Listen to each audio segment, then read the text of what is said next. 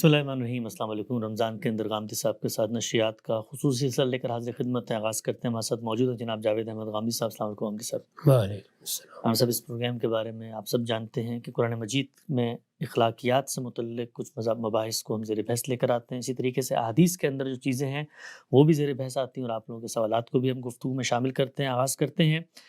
قرآن مجید کی مختلف مقامات پر اس بات کو بیان کیا گیا اللہ تعالیٰ نے انسان کو ارادہ دیا ہے، اختیار دیا ہے، اور اچھائی بھلائی کا شعور اس کی فطرت میں ودیت کر دیا ہے۔ اسی اچھائی برائی کے شعور کی ودیت کرنے کے بعد پیغمبروں کا سلسلہ جاری فرمایا جو اس کی یاد دہانی کرواتے ہیں اور لوگوں کو متوجہ کرتے ہیں کہ ایک دن اپنے پروردگار عالم کے روبرو ہم نے پیش ہونا ہے، اور وہاں پر ہمارے صراط اختیار کے استعمال کا سوال ہوگا۔ سورہ شمس کی آیات میرے سامنے ہیں، غامدی صاحب سے سمجھیں گے ان کے بارے میں۔ فرمایا اور نفس جیسا اسے سنوار دیا، پھر اس کی بدی اور نیکی اسے سجھا دی۔ ہم سب بہت بڑا سوال ہے ہمارے ہاں اس وقت جو الحاد کے فلسفے رائج ہیں، اسی طریقے سے اس سے پہلے جو دین اسلام پر لوگ اعتراضات وغیرہ کرتے تھے، وہ پوچھتے ہیں کہ اللہ تعالیٰ نے یہ بات ہمیں اگر سجھا دی ہے، ہم جانتے ہیں نیکی کیا ہے، اچھائی کیا ہے، برائی کیا ہے، یہ سب کچھ فطرت میں ہے، تو پھر دین کی ضرورت کیوں باقی رہی؟ اور اگر دین ہمیں بتاتا ہے کہ اوامر کیا ہیں، نواہی کیا ہیں، احکامات کیا ہیں، تو پھر فطرت کی اس رہنمائی کی حیثیت کیا رہ جاتی ہے؟ اللہ تعالیٰ نے جو اصل رہنمائی فرمائی ہے وہ تو انسان کی فطرت ہی میں ودیت کی گئی ہے۔ اللہ کا دین اسی فطرت پر مبنی ہے۔ فطرت سے دین کی ابتدا ہوتی ہے۔ اللہ تعالیٰ نے تو یہ بتایا ہے کہ پیغمبروں کا سلسلہ اس لیے جاری کیا گیا تھا کہ لوگ فطرت کی کتاب کو پڑھنے میں اختلافات کرنے لگ گئے تھے، ورنہ اپنی ربوبیت کا شعور بھی اللہ نے فطرتی میں ودیت کیا، بلکہ اس کو ایک واقعے کے طور پر بیان کیا گیا ہے کہ ہم نے تمام انسانوں سے، یعنی انسانوں کی جو اصل شخصیات ہیں، وہ جو اس قالب میں ودیت کی جاتی ہیں، ان سے ہم نے عہد لیا تھا، پوچھا تھا کہ کیا میں تمہارا پروردگار نہیں ہوں، جس کو عہد الست کہا جاتا ہے۔ تو سب لوگوں نے اس کا اقرار کیا تھا کہ آپ ہی ہمارے پروردگار ہیں۔ یہ اسی فطرت کا ظہور تھا، یعنی انسان کو جب بنایا گیا تو ایک مخلوق کی حیثیت سے خالق کا شعور اس کے اندر ڈال دیا گیا۔ یہی وہ شعور ہے جس کا ظہور ہوا جب انہوں نے دیکھا کہ ان کا پروردگار ان کے ساتھ مخاطب ہے، تو انہوں نے اقرار کیا کہ آپ ہی ہمارے پروردگار ہیں۔ اسی طرح کا معاملہ اخلاقیات میں ہوا ہے، یعنی اللہ تعالیٰ نے بنیادی اخلاقیات انسان کے اندر ودیت کر دی ہے۔ اسی وجہ سے آپ دیکھتے ہیں کہ دنیا میں مذاہب کا اختلاف ہے، نقطہ ہے نظر کا اختلاف ہے، نسلوں کا اختلاف ہے، رنگوں کا اختلاف ہے، لیکن اخلاقیات کے معاملے میں بنیادی چیزیں بالکل طے ہیں۔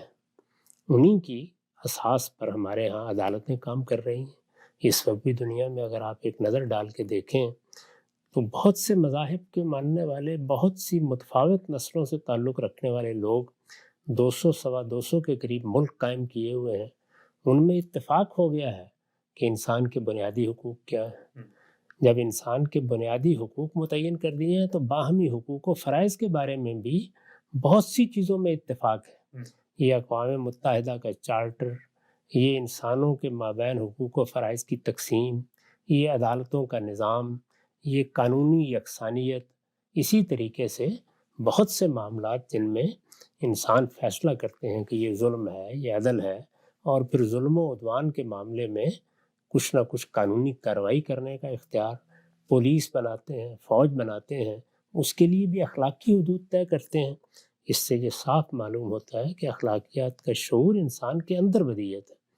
اب جو کچھ انسان کے اندر ودیت ہے اس کو انسان نے پڑھنا بھی ہے شعور کی عمر کو پہنچنے کے بعد، اور پھر اس کے تقاضوں کے مطابق عمل بھی کرنا ہے۔ اس میں اختلافات ہو جاتے ہیں، یعنی پڑھنے میں اختلاف ہو گیا، اس کے تقاضوں کو سمجھنے میں اختلاف ہو گیا، اس کے اطلاقی معاملات میں اختلاف ہو گیا۔ اختلاف کی وجہ کیا ہوتی ہے؟ قلت علم بھی ہوتی ہے، قلت تدبر بھی ہوتی ہے، یعنی بعض موقعوں پر ہم نے وہ ضروری علم نہیں حاصل کیا ہوتا جو اس کتاب فطرت کو پڑھنے کے لیے ضروری ہے۔ یہ علم والدین دیتے ہیں، معاشرہ دیتا ہے۔ اسی طرح کا معاملہ بعض اوقات اس میں بھی ہوتا ہے کہ خواہشات سے مغلوب ہو گئے، تعصبات کے اسیر ہو گئے، سنی سنائی باتوں کے بارے میں ایک خاص جذباتی قسم کا تعلق پیدا کر لیا، تو اب اس کا نتیجہ کیا نکلتا ہے کہ پھر تدبر میں قلت پیدا ہو جاتی ہے، یعنی ہمارے سامنے کتاب موجود ہوتی ہے، لیکن اپنے ان تعصبات کی وجہ سے جو کچھ سامنے لکھا ہوتا ہے پیش پا افتادہ، اس کو بھی پڑھنے سے انکار کر دیتے ہیں۔ تو یہ اختلافات ہیں جن کو رفع کرنے کے لیے اللہ نے پیغمبر بھیجے ہیں۔ چنانچہ دیکھیے قرآن نے بالکل صاف طریقے پہ بتا دیا ہے کہ کان الناس امۃ واحدہ، لوگ ایک ہی دین پر تھے، ایک ہی دین کے مطابق زندگی بسر کر رہے تھے۔ ان کی ابتدا توحید پر ایمان سے ہوئی ہے، اور ان تقاضوں کو وہ سمجھتے تھے جو ان کے اندر ودیت کیے گئے ہیں، اس لیے کہ انسان سب سے پہلے اپنی فطرت ہی کو پڑھتا ہے۔ اب اللہ تعالیٰ نے دین کے بارے میں کوئی ہدایت بھی آدم علیہ السلام کو ایسی نہیں دی تھی جو فطرت کے مطابق نہ ہو، اسی کو سورہ روم میں بیان بھی نہیں گئی ہے۔ تو انسان کی فطرت ہی دین ہے، لیکن جب اختلافات پیدا ہوئے تو اب فرمایا فبعث اللہ النبیین، پھر اللہ نے نبیوں کا سلسلہ شروع کیا اور ان کو یہ ذمہ داری دی کہ وہ لوگوں کو خبردار کریں۔ یعنی یہ نہیں کہا کہ وہ لوگوں کو جا کے یہ بتائیں کہ دین کیا ہے، اچھا، خبردار کریں، ان کو بیدار کریں۔ وہ غفلت میں مبتلا ہو گئے ہیں، وہ اپنی فطرت کی کتاب نہیں پڑھ رہے۔ تو قرآن مجید اپنی پوری دعوت کو، یا اسی طرح اگر آپ باقی کتابوں کو دیکھیں تو پوری دعوت کو وہ ذکرہ کہتے ہیں، یاد دہانی۔ اللہ تعالیٰ یاد دہانی کراتا ہے، یعنی جو ہمارے اندر موجود ہے اس کی طرف توجہ دلائی جاتی ہے، لوگوں کو متنبع کیا جاتا ہے۔ وہ انہوں نے کیا، اور پھر دیکھیں آخر میں کیا کہا، وَأَنزَلَ مَعَهُمُ الْكِتَابَ، یعنی ہم نے پیغمبر بھیجے، ان کے ساتھ کتابیں نازل کر لی، کس لیے؟ لِيَحْكُمَ بَيْنَ النَّاسِ فِيمَا اخْتَلَفُوا فِيهِ، تاکہ اختلافات کا فیصلہ کر دیں۔ تو دین تو اختلافات کا فیصلہ کرنے کے لیے پیغمبروں کے ذریعے سے آتا ہے۔ اصل دین فطرت ہی میں دیا گیا ہے، اور اسی کو پیغمبر پڑھنے کی تعلیم دیتے، ترغیب دیتے، تلقین کرتے اور اس کی طرف توجہ دلاتے ہیں۔ تو بالکل واضح ہو گیا غم صاحب۔ اچھا یہ بیان کیجیے گا، اللہ تعالیٰ یہ فرماتے ہیں کہ ایک ایسا واقعہ جو ہمارے حافظوں سے محو کر دیا گیا ہے، لیکن جیسے ہی اس کی یاد دہانی ہوتی ہے، پیغمبر کی دعوت سامنے آتی ہے اور ہم اس کو قبول کر لیتے ہیں، تو وہ جو واقعہ اللہ تعالیٰ ہمیں ریفر کر رہے ہیں، ہمیں لگتا ہے کہ وہ یقینی حقیقی واقعہ، اس لیے کہ ہماری فطرت کی مطابقت اس سے پیدا ہونی شروع ہو جاتی ہے کہ ہماری پیدائش سے پہلے ہی ہماری ارواح سے مکالمہ ہو، اللہ تعالیٰ نے پوچھا اور ہم سب نے اقرار کیا۔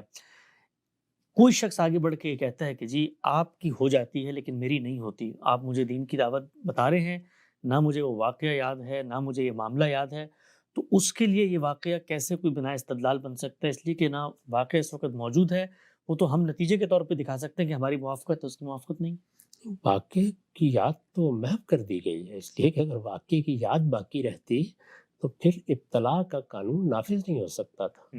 میں نے بار بار توجہ دلائی ہے کہ یہ دنیا عدالت کے اصول پر نہیں قائم کی گئی، یہ ابتلاء کے اصول پر قائم ہے۔ یعنی اللہ نے ہمیں امتحان میں ڈالا ہے، علم کا بھی امتحان ہے، عمل کا بھی امتحان ہے۔ تو واقعہ تو یاد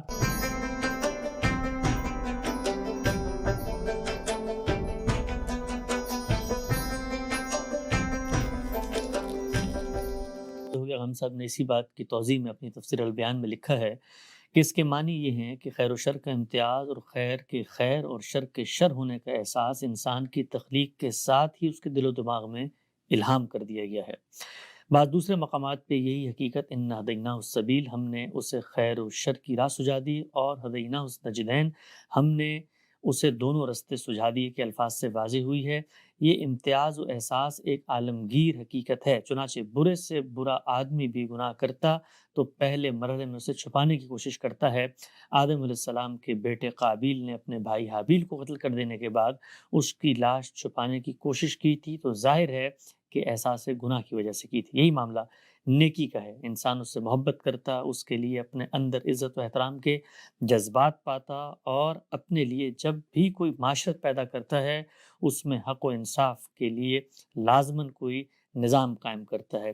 یہ اس امتیاز خیر و شر کے فطری ہونے کا صریح ثبوت ہے، اس میں شبہ نہیں کہ برائی کے حق میں انسان بعض اوقات بہانے بھی تراش لیتا ہے، لیکن جس وقت تراشتا ہے اسی وقت جانتا ہے کہ یہ بہانے وہ اپنی فطرت کے خلاف تراش رہا ہے، اس لیے کہ وہی برائی اگر کوئی دوسرا اس کے ساتھ کر بیٹھے تو بغیر کسی تردد کے وہ اسے برائی ٹھہراتا اور اس کے خلاف سراپا احتجاج بن جاتا ہے۔ ہم سب کیا خوبصورت بات ہے قرآن مجید کی استدلال کا ایسا طریقہ کہ جو چیز قرآن منوانا چاہتا ہے وہ کہہ رہا ہے کہ خود اپنے آپ سے پوچھو، تم جس چیز کو اس وقت غلط کہہ رہے ہو اور ٹھیک سمجھتے ہو، کوئی دوسرا تمہارے ساتھ کرتا ہے تو تمہارا اس میں تضاد واضح ہو جاتا ہے۔ اسی وجہ سے ہم چوری کر لیتے ہیں، لیکن یہ تو کبھی پسند نہیں کرتے کہ ہمارے گھر میں چوری کرنے کے لیے سبحان آئے۔ اللہ، ہاں، دوسرے کی عزت نفس کے خلاف اقدام کر دیں گے، کسی کو گالی دے دیں گے، کسی کی برائی بیان کر دیں گے، لیکن کبھی ہم پسند کرتے ہیں کہ کوئی ہماری برائی کرے یا ہمیں دشنام کا ہدف بنائے۔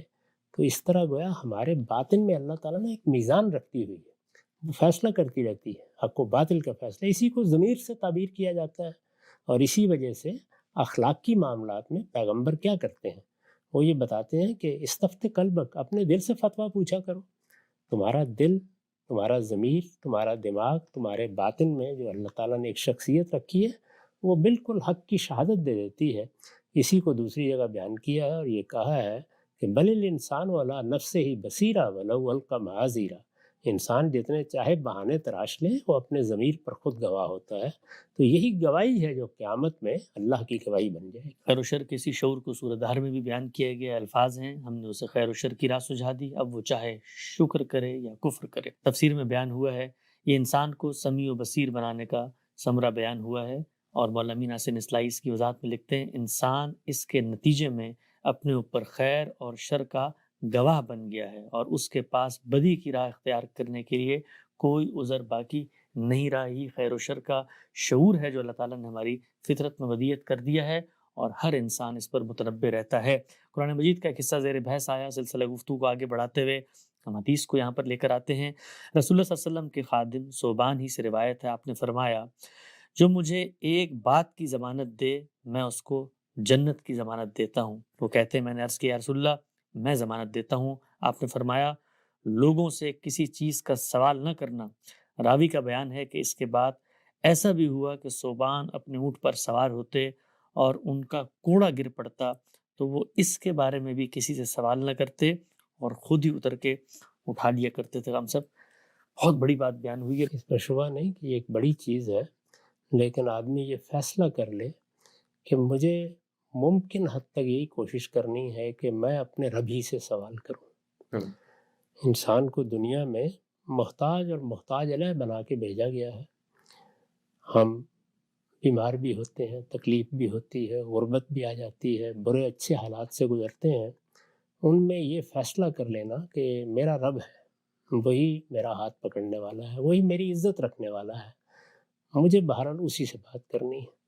یہ حقیقت ہے کہ یہ ایک مشکل فیصلہ ہے، لیکن اگر آدمی پورے عزم جزم سے یہ فیصلہ کر لے تو پھر اس کا پروردگار کبھی اس کا ہاتھ نہیں چھوڑتا۔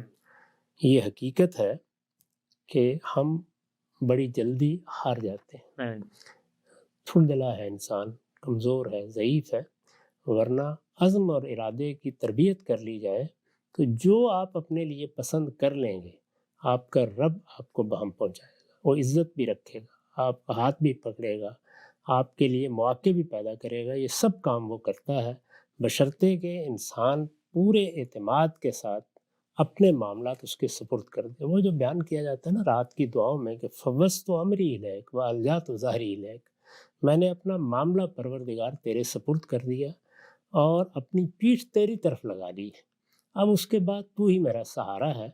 یہ چیز ایک مرتبہ اختیار کر کے دیکھیے۔ وہ تو خیر بالکل انتہا پہ پہنچ گئے کہ وہ کوڑا بھی نیچے گر جاتا تھا تو کسی سے مانگتے نہیں تھے۔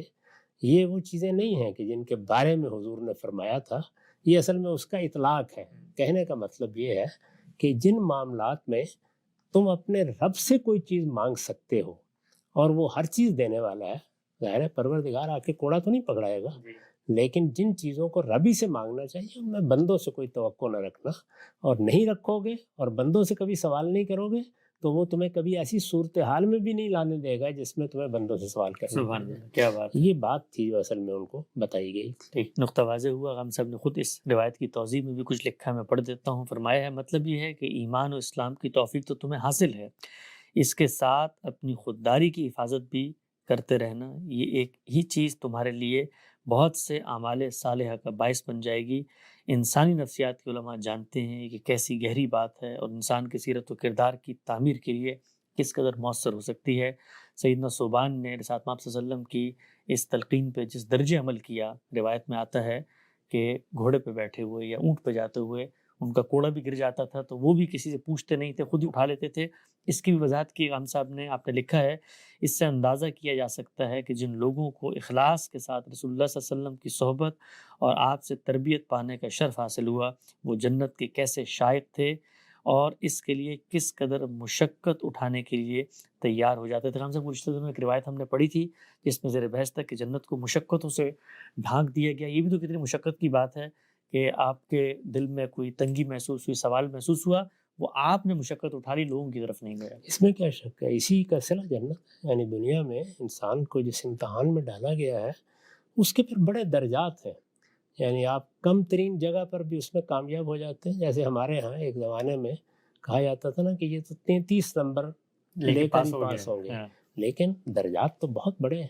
تو آدمی کو کوشش یہی کرنی چاہیے کہ وہ اعلیٰ ترین درجے میں اس امتحان میں کامیاب ہو کر فردوس میں داخل ہو۔ ٹھیک، نقطہ بالکل واضح ہو گیا۔ کچھ سوالات کو بھی لے لیتے ہیں غامدی صاحب سے، بالکل آخر میں ہم پوچھتے ہیں۔ غامدی صاحب پوچھتے ہیں تقویٰ کے لفظی معنی کیا ہوتے ہیں؟ یعنی اپنے آپ کو حدود کا پابند رکھنا، ڈر کر رہنا، متنبع ہو کر رہنا، جس کی بعض روایتوں میں اس طرح تفسیر آئی ہے کہ جیسے کوئی آدمی کانٹوں بھرے راستے میں چل رہا ہو تو وہ کبھی یہ نہیں چاہے گا کہ بے پرواہ چلتا چلا جائے، بلکہ وہ اپنا دامن سمیٹ کر رکھے گا تاکہ وہ بچ بچا کر راستہ طے کر لے۔ یہ بچ بچا کر راستہ طے کرنا، حدود کا احساس کر کے راستہ طے کرنا، اس دنیا میں جو کانٹے بچھے ہوئے ہیں ان کے اندر پھونک پھونک کر قدم رکھ کے آگے جانا، یہی تقویٰ ہے۔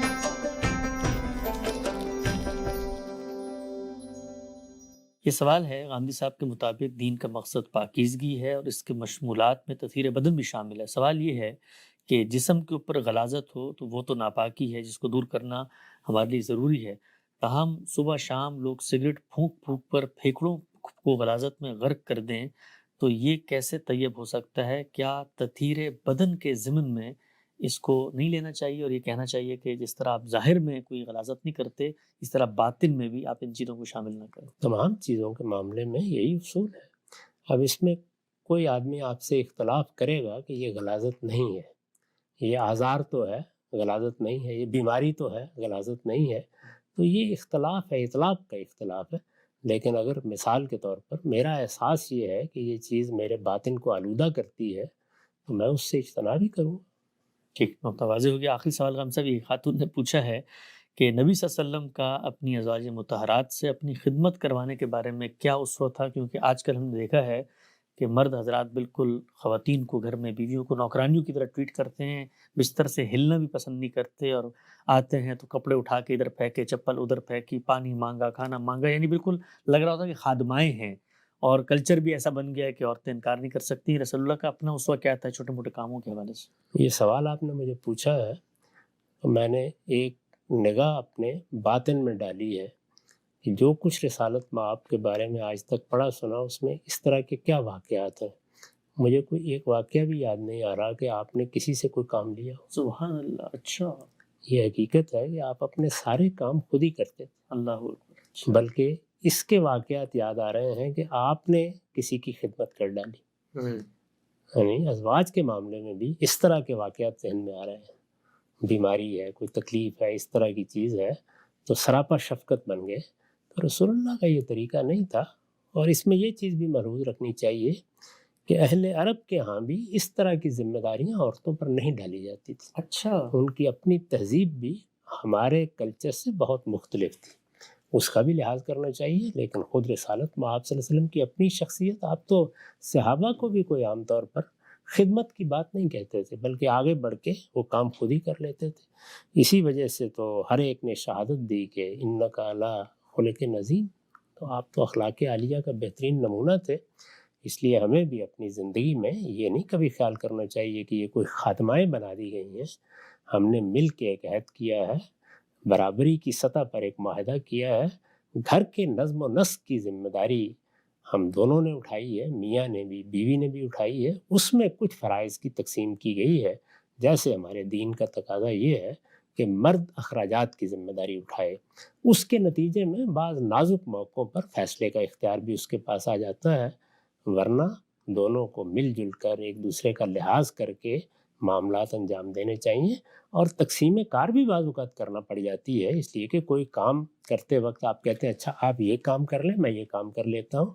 یہ اسی طرح کی تقسیم ہے جیسے ہم بعض اوقات دوست بھی آپس میں کر لیتے ہیں. اس سے آگے بڑھ کر کسی کو خادمہ سمجھنا یہ کسی طرح بھی موضوع نہیں. تو بالکل واضح ہو گیا. رمضان کے اندر نشستوں کا خصوصی سلسلہ جاری تھا. وقت یہاں پہ ختم ہوتا ہے. دوبارہ حاضر خدمت ہوں گے. اب تک آپ لوگ کا بہت شکریہ.